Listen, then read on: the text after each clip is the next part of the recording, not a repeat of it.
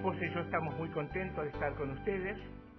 Vamos a abrir la palabra del Señor en el libro de Jeremías capítulo 20, y con la ayuda del Señor lo que me gustaría hacer en estas reuniones que vamos a estar juntos es considerar este libro de Jeremías, que es un libro un poco ignorado. La mayoría de las veces lo dejamos a veces por muchos años sin leer, y pienso que tiene tanto para nosotros este libro de Jeremías. Tiene un mensaje actual y que es un libro realmente maravilloso.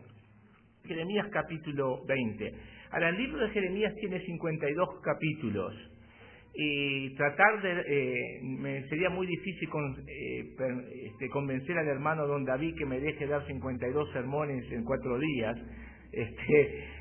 Así que vamos a tratar, a veces puede ser que saltemos un poco de un capítulo a otro, pero me gustaría que tuviéramos una sensación de este hombre, este mensaje, de esta persona tan importante en las Escrituras.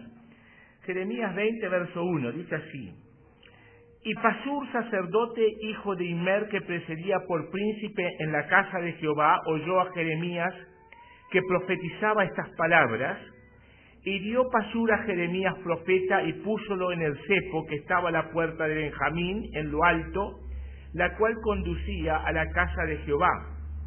Y el día siguiente Pasur sacó a Jeremías del cepo, y díjole entonces Jeremías: Jehová no ha llamado tu nombre Pasur, sino Magor Misabib, porque así ha dicho Jehová: He aquí yo te pondré en espanto a ti y a todos los que bien te quieren, y caerán por el cuchillo de sus enemigos, y tus ojos lo verán, y a todo Judá entregaré en mano del rey de Babilonia, y los transportará a Babilonia y herirálos a cuchillo. Entregaré asimismo toda la sustancia de esta ciudad, y todo su trabajo, y todas sus cosas preciosas, y daré todos los tesoros de los reyes de Judá en manos de sus enemigos, y los saquearán y los tomarán, y lleváronlo a Babilonia. Y tú, Pasur, y todos los moradores de tu casa, muchas gracias, iréis cautivos, y entrarás en Babilonia, y allí morirás, y serás allá enterrado tú y todos los que bien te quieren, a los cuales has profetizado con mentira. Alucinásteme, oh Jehová, y hállome frustrado. Más fuerte fuistes que yo, y vencísteme. Cada día he sido escarnecido, cada cual se burla de mí. Porque desde que hablo doy voces, grito, violencia y destrucción, porque la palabra de Jehová me ha sido afrenta y escarnio cada día. Y dije: no me acordaré más de él, ni hablaré más en su nombre. Empero fue en mi corazón como un fuego ardiente metido en mis huesos. Trabajé por sufrirlo y no pude, porque oí la murmuración de muchos, temor de todas partes, denunciar y denunciaremos. Todos mis amigos miraban si claudicaría. Quizás se engañará, decían, y prevaleceremos contra él y tomaremos de él nuestra venganza. Mas Jehová está conmigo como poderoso gigante. Por tanto, los que me persiguen tropezarán y no prevalecerán, serán avergonzados en gran manera, porque no prosperarán, tendrán perpetua confusión que jamás será olvidada.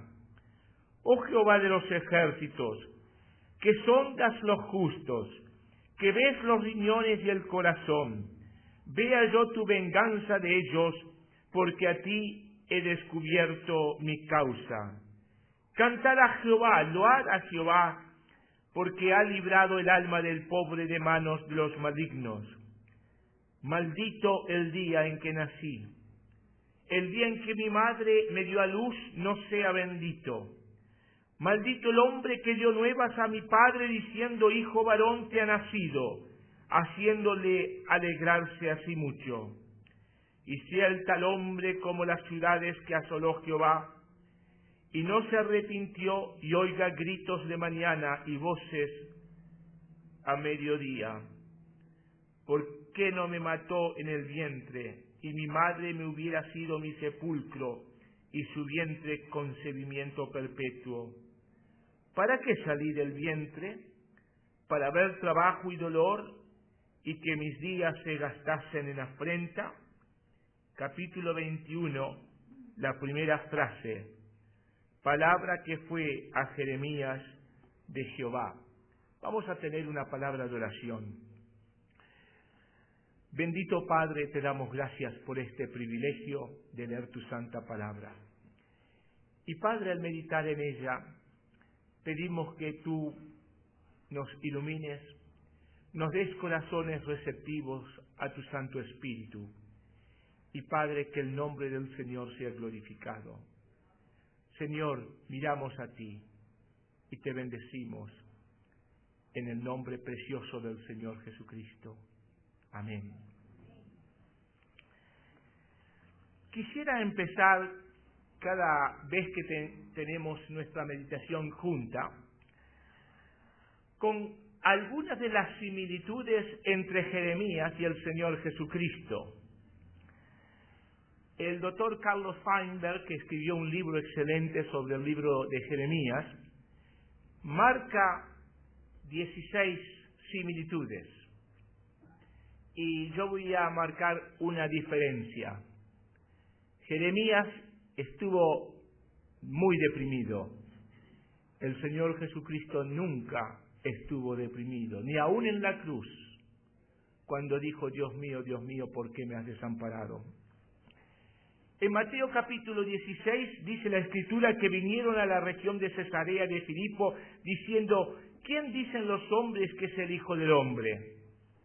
Y ellos dijeron, unos Juan el Bautista, otros Elías y otros Jeremías o alguno de los profetas. O sea que desde el mismo tiempo del Señor Jesucristo se vio la similitud entre este profeta y el Señor. En primer lugar, la situación histórica era similar. Jerusalén estaba por caer para ser destruida completamente por Babilonia, como saben, en el año más o menos 586 a.C., no necesitan acordarse de esto. Y en el caso del templo, que fue reconstituido por Herodes, en el año 70 va a ser destruido completamente. La religión en los dos casos, en la época de Jeremías y cuando estaba el Señor Jesús, estaba enterrada en un legalismo. Y los dos, Jeremías y el Señor Jesucristo, tenían un mensaje para Israel y para el mundo.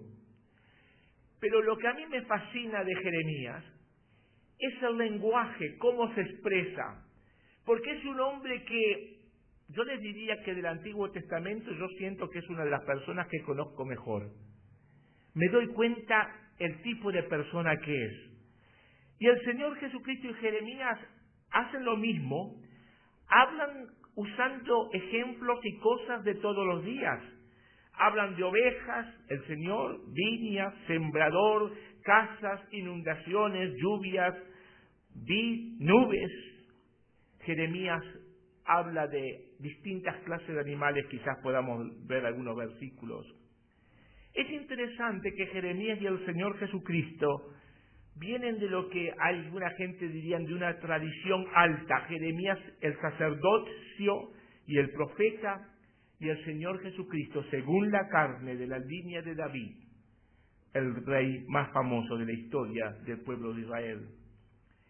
Y los dos eran muy conscientes de su llamado de Dios. Jeremías dice que la palabra de Dios era como un fuego en sus huesos. Y las Escrituras dicen que Jesucristo dijo, el celo de tu casa me consumió.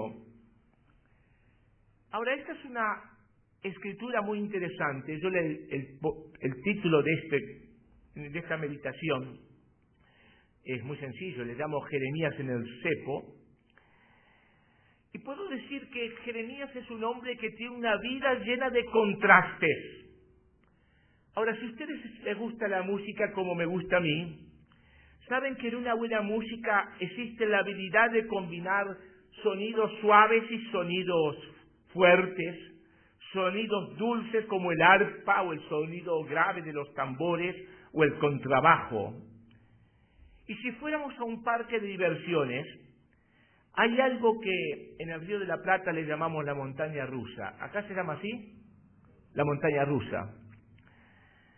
En esa montaña rusa, y yo creo que alguna vez he ido, pero no me causa mucha gracia, va como un pequeño tren lleno de gente, y a veces sube, y luego baja en forma casi perpendicular a una tremenda velocidad. Cuando sube muchos gritan, y cuando baja a gran velocidad y en forma perpendicular, los gritos de pánico son más fuertes. Tal es así que en muchos lugares dice que si usted sufre del corazón, no vaya a ese lugar. A veces está arriba y a veces está en la bajada. Y en un sentido, Jeremías era un hombre que estaba en la montaña rusa o en el sub y baja. ¿Ustedes le llaman sub y baja acá? O balancín, ¿cómo le llaman? Sub y baja. A Eliseo le gustaba cuando era niño sub y baja. ¿Te gustaba? ¿Te gustaba cuando estabas arriba o cuando estabas abajo? Arriba. Y Jeremías, parece que a veces está arriba, pero muchas veces está abajo. Y quizás usted diga, igual que yo, bueno, yo también he estado muchas veces en el sub y baja de la vida, y he estado arriba y he estado abajo. Jeremías es un hombre de un corazón muy sensible y tierno. Sin embargo, este hombre que es tan tierno, tan amigable, tan dulce, el Señor lo envía en el capítulo 19 de Jeremías con un mensaje de juicio tremendo. Las palabras son hirientes, el juicio de Dios es severo y el profeta lo declara con completa fidelidad. En el capítulo 19, no lo hemos leído, leemos: Así ha dicho Jehová de los ejércitos, Dios de Israel, y aquí yo traigo sobre esta ciudad y sobre todas sus villas todo el mal que hablé contra ella, porque han endurecido su cerviz para no oír a mis palabras. Dios no les trae el castigo sin razón. En forma repetida Dios les ha hablado en forma cariñosa y ellos no han respondido. Le ha hablado como un padre a su hijo con amor paternal, pero ellos han cerrado sus oídos. Y comienza el capítulo 20 diciendo: El sacerdote Pasur, hijo de Immer, que residía como príncipe en la casa de Jehová, oyó a Jeremías que profetizaba estas palabras, y azotó Pasur al profeta Jeremías y lo puso en el cepo que estaba en la puerta superior de Benjamín, al cual conducía a la casa del Señor. Ahora, hermanos, qué peligroso es cuando en los lugares de responsabilidad religiosa hay hombres que no son temerosos de Dios. A veces nos gustaría tener hombres temerosos de Dios en los lugares de responsabilidad política. Pero cuando en los lugares de responsabilidad religiosa hay hombres que en vez de ser temerosos de Dios son personas que han llegado allí porque les gusta tener el poder político para lograr sus propósitos. Allí está el profeta Jeremías. Ha sido azotado, ha sido puesto en el cepo. Los expertos de la historia y de las costumbres judaicas nos dicen que cuando alguien era puesto en el cepo, lo castigaban con 40 azotes. Y como ustedes saben del apóstol Pablo, para que nadie se pasara de 40, normalmente le daban 39. Pero me imagino que entre el 39 y 40 no hay mucha diferencia. Este cepo era un instrumento de tortura.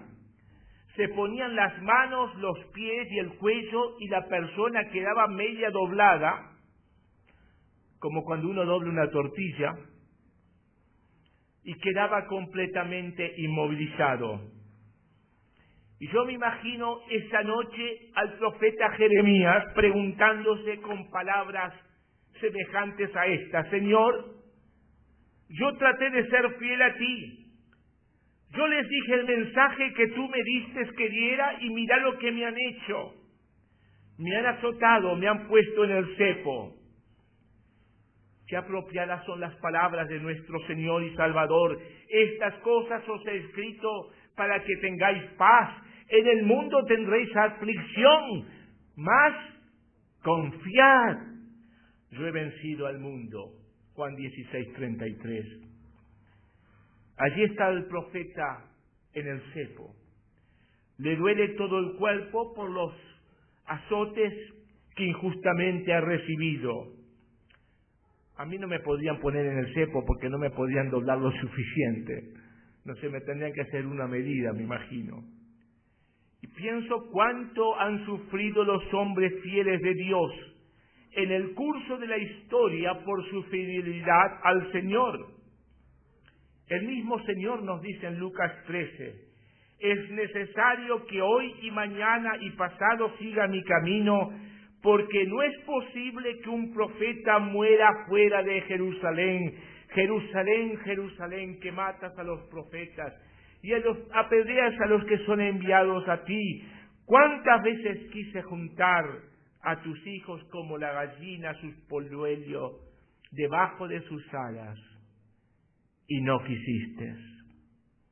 Y me imagino al profeta Jeremías en el cepo que está en la puerta superior de Benjamín, la cual conducía a la casa de Jehová.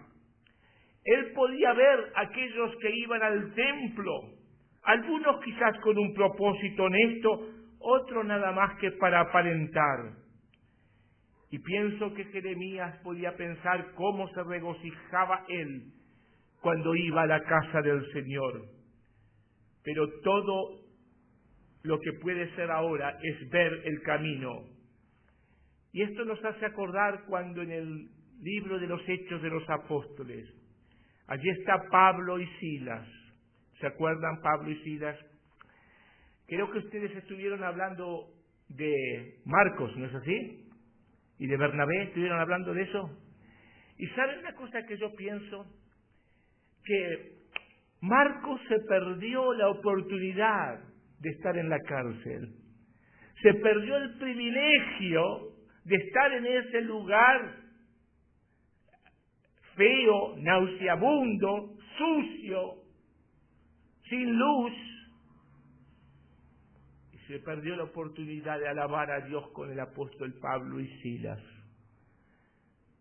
Y de saber que nuestra alabanza a Dios no depende de dónde estamos y cómo estamos, sino de nuestra gratitud porque sabemos que Él es fiel. Y Marcos también se perdió el terremoto. Y Marcos se perdió el encuentro con el carcelero de Filipos. Y lo que después vino a ser una de las iglesias a la cual el apóstol escribe esta carta maravillosa que nosotros le llamamos Filipenses. Cualquiera de nosotros hubiera dicho, pero qué desgracia que tengo, qué mala suerte. Yo traté de predicar el Evangelio y ser un buen creyente, y miren lo que nos pasó. Y en el verso 3 nos dice, al día siguiente, Pasur sacó a Jeremías del cepo. Y en ese momento Jeremías puede callarse la boca. Y es muy probable que si lo hubiera hecho, hubiera quedado en libertad y todo se hubiera arreglado. Sin embargo, este hombre, que algunos solamente lo piensan como un hombre que se lo pasa llorando, es un hombre que es un hombre fuerte internamente, que sí tiene momentos en los cuales se pregunta, como hemos leído al final de este capítulo, ¿por qué nací? ¿Por qué estoy en este mundo sufriendo tanto? Pero este hombre también tiene grandes momentos de valentía, como el que vamos a ver en este momento. Él es un hombre de Dios. Y un siervo de Dios no se puede callar porque le sea conveniente. No tiene más remedio que decir lo que el Señor le ha puesto en el corazón. Y en el verso 3 leemos: le dijo entonces Jeremías: Jehová no ha llamado tu nombre Pasur, sino Magor Misabí. Estas palabras significan terror por todas partes. Los estudiantes nos dicen que la palabra Pasur significa tranquilidad. Y el nombre que Jeremías le dice es: tú vas a ser un terror por todas partes. La gente se va a horrorizar de ti. En las palabras del Salmo 31, porque he oído afrentas de muchos miedos por todas partes. Y en el capítulo 20 que estamos leyendo, así dice Jehová: he aquí haré que seas un terror a ti mismo y a todos los que bien te quieren, y caerán por la espada de tus enemigos y tus ojos lo verán, y todo Judá entregaré en manos del rey de Babilonia, y los llevaré cautivos a Babilonia, y los matará a espada, entregaré a sí mismo toda la riqueza de esta ciudad, todo su trabajo, todas las cosas preciosas, y daré todos los tesoros de los reyes de Judá en manos de sus enemigos, y los saquearán, y los tomarán, y los llevarán a Babilonia. Después de esta profecía general, se dirige al sacerdote, a este hombre deshonesto y vendido, y le dice: y tú, Pasur, y todos los moradores de tu casa iréis cautivos, entrarás en Babilonia, y allí morirás, y serás enterrados tú y todos los que bien te quieren, a los cuales has profetizado la mentira. Podríamos decir que desde el punto de vista emocional y psicológico, en este momento Jeremías está en la parte de arriba del sub y baja, a pesar de las circunstancias terribles. Pero llegamos al verso 7. Dicho sea de paso, yo muchas veces uso la versión del 60. Lo que pasa que tengo un problema, es que yo nací antes del año 60. Entonces, la mayoría de los versos para que no hagan cálculos distintos, nací en el año 42, o sea que tengo 65 años. Gracias al Señor por su fidelidad en estos años. Así que estoy leyendo la Biblia que leí, creo que era del 1909. Pero la del 60 la uso normalmente, sobre todo para los programas de radio. Y acá comienza con esta palabra en el verso 7: me sedujiste, oh Jehová, o en el del 1909 dice: alucinásteme, oh Jehová. Y quiero que miren esta frase para darse cuenta el poder que tiene estos versos que dice: alucinásteme, oh Jehová, Señor, me sedujiste y hállome frustrado. Más fuerte fuiste que yo, me venciste. Cada día he sido escarnio, cada cual se burla de mí. Él habla de una experiencia que la compara a una seducción. Jeremías está diciendo algo así: el Señor me mostró algo y me convenció que yo tenía que ser su servidor fiel, y me sedujo, me convenció, pero yo creía que las cosas iban a ser distintas. Yo suponía que si le iba a ser fiel, todo iba a estar bien, y que todo marcharía sin problema. Parecería que hubo cierta resistencia de Jeremías, porque dice: más fuerte fuiste que yo, y me venciste. Pero ahora mira a la realidad de su situación, y dice: cada día he sido escarnecido, cada cual se burla de mí. Y continúa este argumento: porque cuántas veces hablo, doy voces, grito, violencia y destrucción, porque la palabra de Jehová me ha sido para afrenta y escarnio cada día. Ahora, hermanos, yo sé que acá hay muchos que predican la palabra, que sirven al Señor en distintos tipos de ministerios, quizás no todos enseñando en una escuela dominical o en un grupo, otros de otra manera. Pero sea cual sea el trabajo, la acción, la función que el Señor nos ha dado, a veces uno se hace esta pregunta, ¿pero vale la pena? ¿Vale la pena pasar lo que estoy pasando, sufrir lo que estoy sufriendo? ¿Vale la pena? Y esta es la gran pregunta que Jeremías se está haciendo en este capítulo. ¿Vale la pena?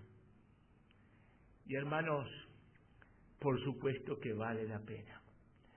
Y el apóstol nos dice, vuestro trabajo en el Señor no es en vano. Vuestro trabajo en el Señor no es en vano. A veces a los creyentes nos pasa algo similar. Queremos servir al Señor, queremos ser fieles, queremos crecer en la obra de Dios. De pronto aparecen críticas. Le digo la favorita. Lo está haciendo para hacerse ver. Esa sí que duele. ¿Quién sabe si es tan sincero como parece? Vaya a saber si es un creyente tan espiritual como aparenta. Y ahora, en el sub y baja, llegamos al verso 9. Y viene a decir él algo así como esto. Yo no aguanto más. Me doy por vencido. Todo se acabó. Y el profeta lo dice de esta manera. No me acordaré más de él, ni hablaré más en su nombre. ¿Está en la parte de arriba o en la parte de abajo del sub y baja ahora? De abajo, ¿verdad? No aguanto más. Me doy por vencido, no sigo adelante. Y me hace acordar a Pedro cuando luego de la resurrección, en ese capítulo maravilloso de Juan 21, ¿se acuerdan cuando le dice a los discípulos, me voy a pescar? Pero de inmediato se da cuenta que no lo puede hacer y dice, no obstante, había en mi corazón como un fuego ardiente metido en mis huesos. Traté de sufrirlo y no pude. Ahora para mí, una vez más, miren qué hermoso lenguaje, qué gráfico. Tener un fuego ardiente que nos queme la piel es algo que duele, es algo peligroso. Pero tener un fuego ardiente metido en mis huesos, es decir, desde la parte más profunda que él puede pensar, allí está ese fuego ardiente. ¿Y cuál es ese fuego ardiente?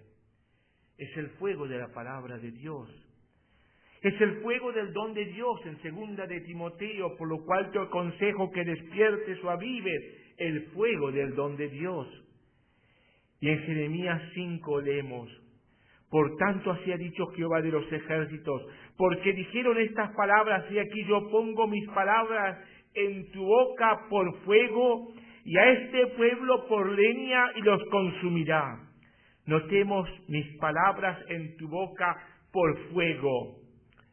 Y en este mismo libro de Jeremías, en el capítulo 23, verso 29, leemos, ¿no es mi palabra como fuego, dice Jehová, y como martillo que quebranta la piedra?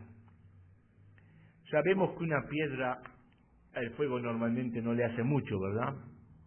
Pero el martillo de la piedra sí.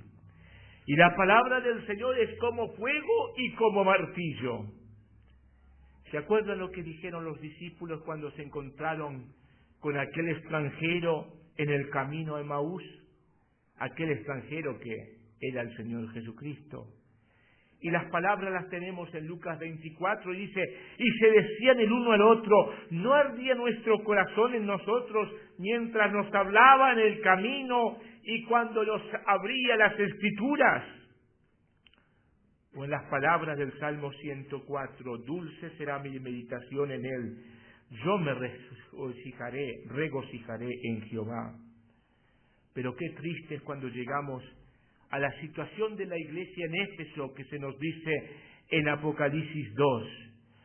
pero tengo contra ti. ¿Qué has dejado?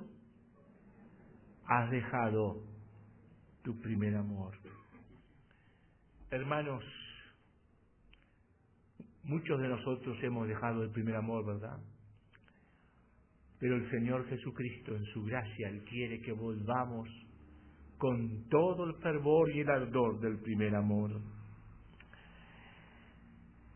En la iglesia en Éfeso no había más ardor, no había más vehemencia, no estaba más el corazón que ardía como los discípulos en el camino a Emaús.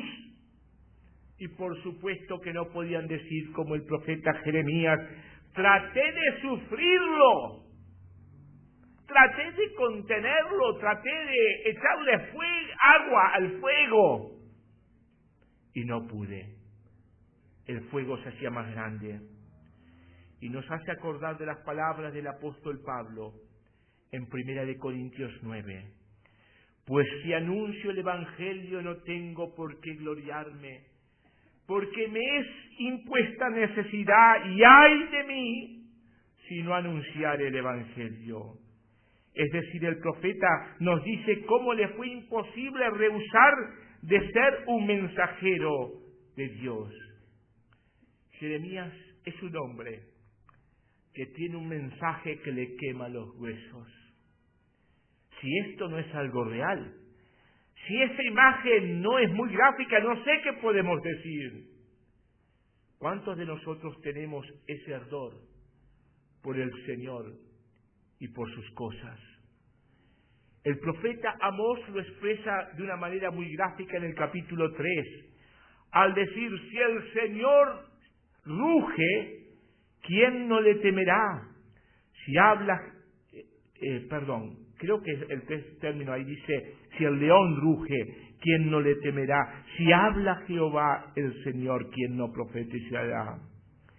Y el apóstol Pedro lo expresa: juzgad si es justo delante de Dios, obedeced a vosotros antes que a Dios, porque no podemos dejar de decir lo que hemos visto y oído. O en la amonestación de Colosenses: mirad que cumplas el ministerio que recibiste del Señor. Hermanos, Jeremías sintió el fuego ardiendo adentro de sus huesos. Quizás nosotros diríamos hoy: el fuego ardiendo en nuestro corazón. Pero ¿qué podemos decir si no sentimos ni tenemos ni una pequeña llamarada? Estamos rodeados de cosas que apagan el fuego del Espíritu de Dios, que nos impiden escuchar la voz que es como un silbo apacible y delicado. Hay tantas luces en nuestras vidas que no nos permiten ver las estrellas en el cielo. Yo les pregunto a ustedes, si esta noche salen allá afuera y miran ahí en un lugar del cielo, digamos en un cuadrado, ¿se ven estrellas? Pero si se van a un lugar aparte de la ciudad, en el campo, ¿saben qué? En ese mismo lugar que ustedes ven solamente 3 o 4 estrellas, van a ver cientos y cientos de estrellas. Y si ponen un telescopio van a ver miles y miles de estrellas. Es el mismo cielo. No es que el cielo ha cambiado, pero las luces de la ciudad nos impiden ver esas maravillas del cielo con millones de estrellas que Dios ha creado. En el verso 10 leemos: oí murmuración y todos pensaban que yo iba a claudicar. Pero llegamos al verso 11. De súbito se alza una palabra de triunfo en medio de la batalla. Pero Jehová está conmigo como poderoso gigante. Por tanto, los que me persiguen tropezarán. ¿Dónde está el sub y baja ahora? Está arriba. Qué bueno es cuando nos damos cuenta que a nuestro lado no tenemos una ayuda pequeña y débil, sino un poderoso gigante, Observen que no es un gigante con los pies de barro, como en el caso de Daniel, que se va a caer y romper en añicos. Es un poderoso gigante.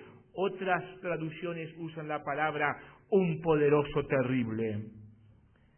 Y la primera parte de este verso nos hace acordar al apóstol Pablo, cuando dice: ¿qué pues diremos a estos?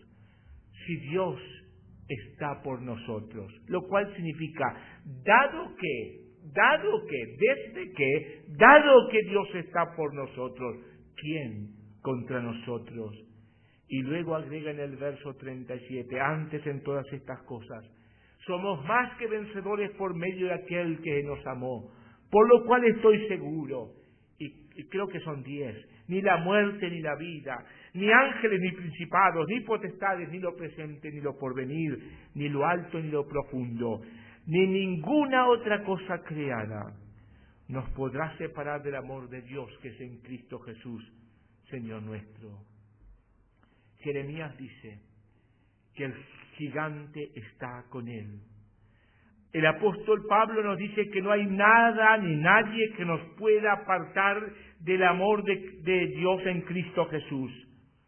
Y el apóstol en la carta a los Efesios nos dice que podáis comprender que Cristo habita en vuestro corazón por la fe, a fin de que arraigados y cementados en amor, seáis plenamente capaces de comprender con todos los santos cuál sea la anchura, cuál sea la longura, cuál sea la profundidad y cuál sea la altura, y conocer el amor de Cristo que excede a todo conocimiento.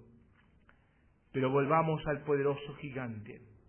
En Isaías 42 se nos dice: Jehová saldrá como gigante y como hombre de guerra, despertará celo, gritará, voceará, se esforzará sobre sus enemigos.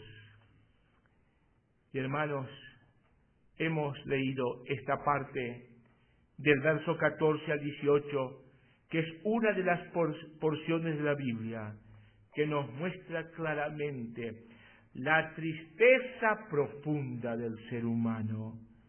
Comienza diciendo: maldito el día en que nací, el día en que mi madre me dio a luz, no sea bendito.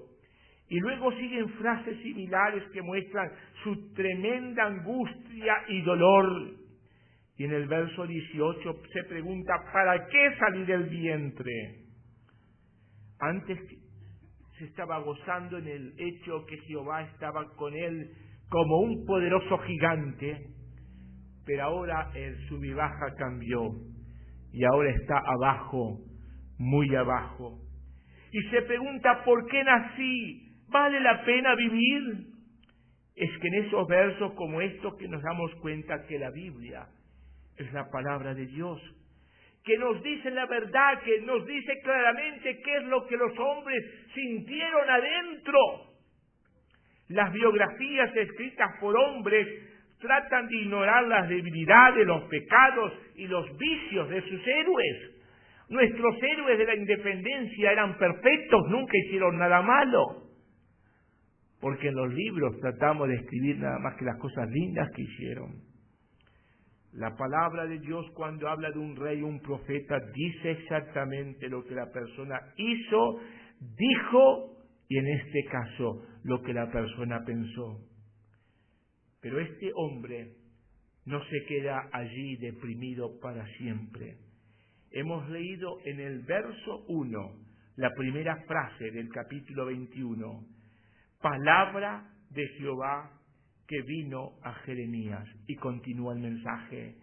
Y hermanos, yo quisiera destacar que Dios lo utiliza nuevamente, que después de ese estado de presión intensa, en que Jeremías dice: me doy por vencido, tiro la toalla, como dicen los americanos.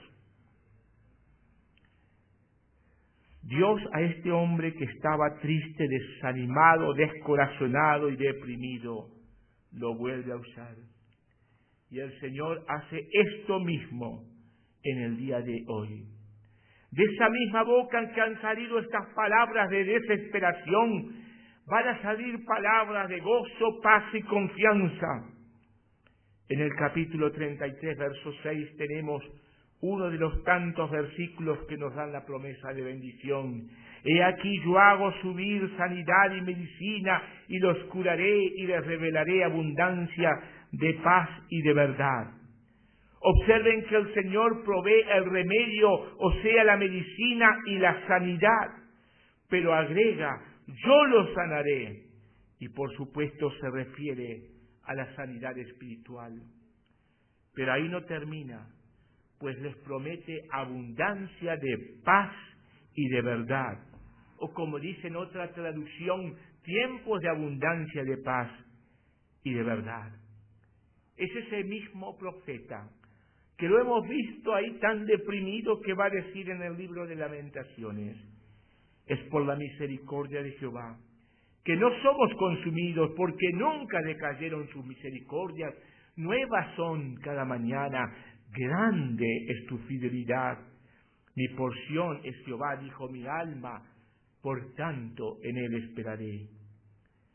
Aquí el sentir es muy distinto. Comienza de nuestra condición y dice que es por la misericordia de Jehová que no somos consumidos. Luego agrega, nunca decayeron sus misericordias. Bueno, si hubiera un argentino cuando estaba Jeremías, yo nunca hablo nada mal de los argentinos, ustedes saben eso, le hubiera dicho algo así. No hay ningún argentino. Sí hay uno acá, tengo que cuidarme. Nosotros podríamos decirle, hermano Jeremías, cuando usted dijo que no sea bendito el día en que nació, usted estaba pensando que la misericordia de Dios nunca decayeron. Ahora fíjense en si alguien, puede ser un chileno o un uruguayo, y le ha dicho, pero don Jeremías, usted me dice que las misericordias de Jehová son nuevas cada mañana, ¿y por qué no se acordó de esto? Nuevas son cada mañana. Me gusta mucho la flor del hibisco, acá le llaman hibiscos, ¿verdad? Esa flor es hermosa, dura un día o dos nomás en el Uruguay, y se cae, y aparece otra nueva. Y hermanos, creo que en este mensaje de Jeremías tenemos algo para nosotros en nuestra vida diaria. No somos perfectos. No nos sentimos todos los días que nos vamos a llevar al mundo por delante. A veces nos sentimos desanimados. Pero Dios utilizó a este hombre desanimado con un mensaje tremendo y de gran bendición.